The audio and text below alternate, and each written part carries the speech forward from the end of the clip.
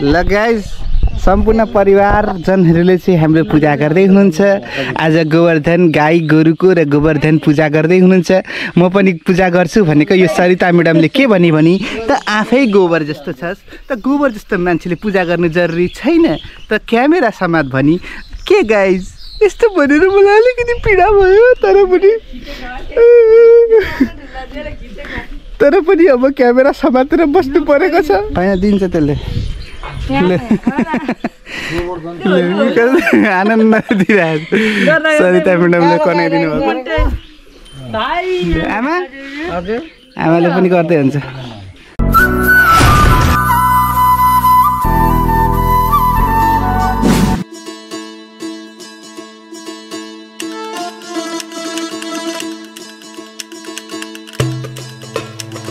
लगाइ जा जस्तै गोवर्धन पूजाको तयारी हुँदैछ। हाम्रा गाईहरू हैन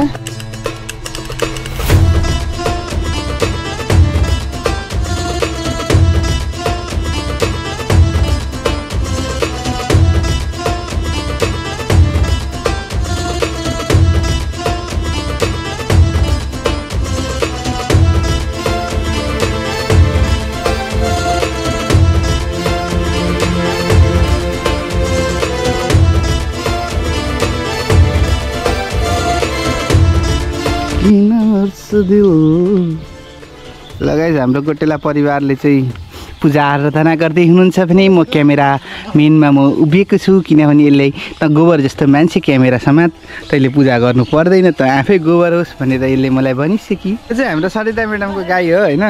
त्यही भएर सरिता म्याडमले आफ्नो गाईलाई पूजा गर्नुहुन्छ तर छेउमा जान डराउनुहुन्छ तर उहाँको गाई हो जमाना यस्तो छ। उहाँहरू पनि तन्की उहाँले दिइराख्नु भएको छ। लगभग 1 किलोमिटर परबाट पूजा गरिदिनुहुन्छ उहाँले। यी चाहिँ सानी बाछी हुन्। उता हाम्रो आमाले पनि गोबर आमै के गर्नुभएको हो? पूजा गर्नुभएको गौमातीलाई। खै कहाँ गरिस् है आइज यता यहाँ आइज न त उहाँ गर्छ ल यता बाबा दिदी के गर्नुभएको? ल तर गाई त्यो क्यामेराम्यान सरजले यसले चाहिँ नुहाएकै छैन है फेरि। ओह बेइज्जती नुहाउनु पनि पर्छ क्यामेराम्यानले त पर्दैन भन्नु के बिस्तारो।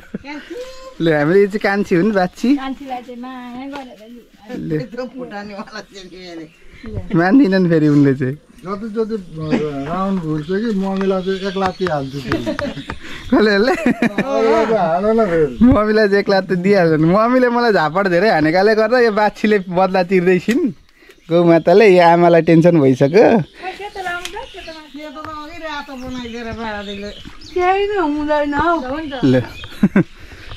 ल रङ दल्ने कार्यक्रम हुँदैछ गाइस। सम्पूर्ण परिवार जनहरूले गाईलाई रङ्गाउने काम हुँदैछ हैन। यसरी छ्याप पारेर चाहिँ यो पूजा आराधना अलिक देखिएन। खै सेतो चाहिँ देखिन्थ्यो अरू त देखिएन। यसको चाहिँ कस्तो राम्रो कलर छ के मिल्छ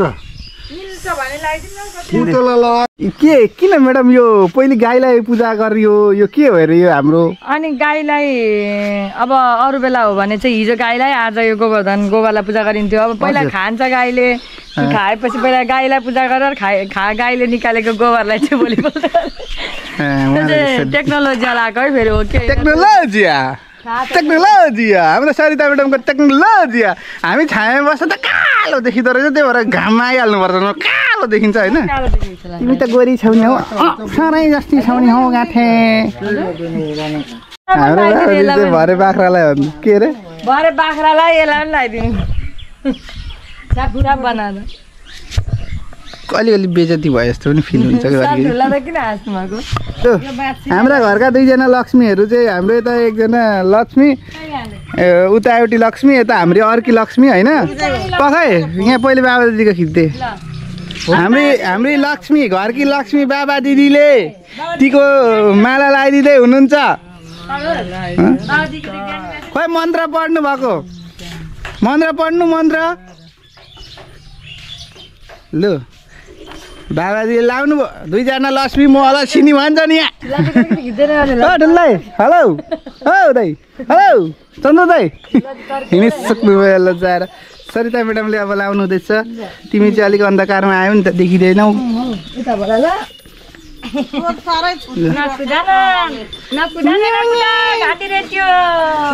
तैँले उसलाई घन्टीवाला माला चाहिँ दुईटालाई चाहिँ साना साना छुनुमुनुहरूलाई चाहिँ खेलाउन जस्तै घन्टी ल कनाइदिएको पुरा आनन्द भइरहेछ छोड्नु न रेडी भिडियो खिच्नु ल होइन दिन्छ त्यसले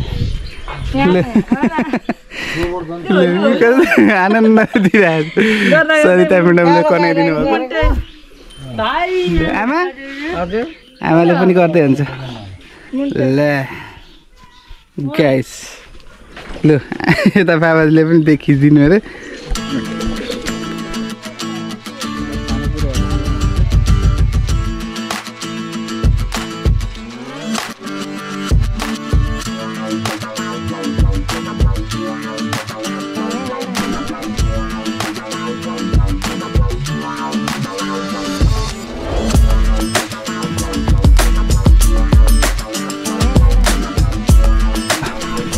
हाम्रो दिदी आमा बुवा सबैले चाहिँ गोवर्धन पूजा गर्दै हुनुहुन्छ गाइज होइन पहिले चाहिँ गोवर्धन पर्वतको पूजा गरिन्थ्यो तर यही गोबरबाट बनिएको पर्वतलाई चाहिँ पूजा गरिन्थ्यो पहिले भगवानको युगमा सत्य युगमा अहिले चाहिँ अब सानो गोबरको थुप्रोलाई पूजा आराधना गरेर आफ्नो धर्म संस्कृति बचाउने काम गरिन्छ है गाइज यसरी नै आजको गोवर्धन पूजा सम्पन्न हुन्छ ल